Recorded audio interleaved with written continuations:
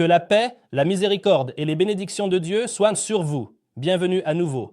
Maintenant, tu as terminé l'étape d'inscription au programme Bark, tu as obtenu le programme Bark et tu es entré dans le programme Bark pour apprendre la langue arabe.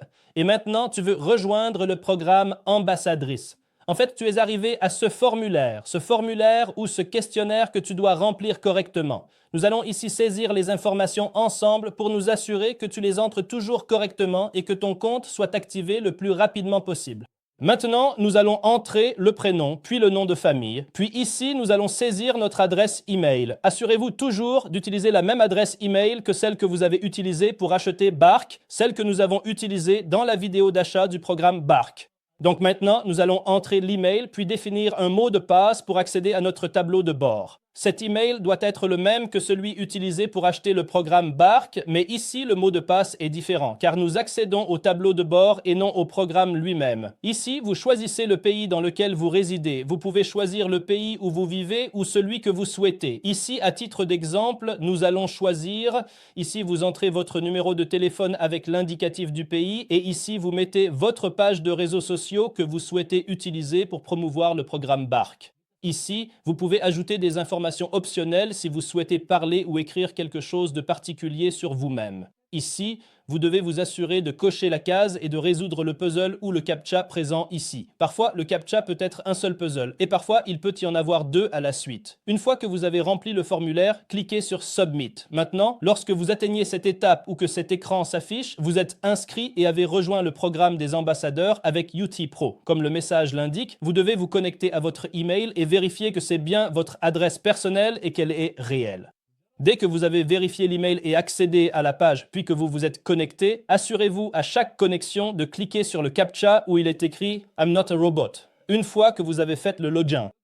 Vous arriverez à cette page si vous accédez à votre tableau de bord avant d'activer votre compte. En général, l'activation du compte prend de quelques minutes à 24 heures. Une fois votre compte activé, votre tableau de bord ressemblera à ceci. Dès que vous atteignez ce tableau de bord et qu'il apparaît de cette façon, avec des liens ici et là, cela signifie que vous êtes maintenant activé et intégré au système des ambassadeurs. Maintenant, après l'activation de votre compte, voici à quoi ressemble le tableau de bord de l'intérieur. Sur la page d'accueil, vous trouverez un élément appelé « Lien d'achat ».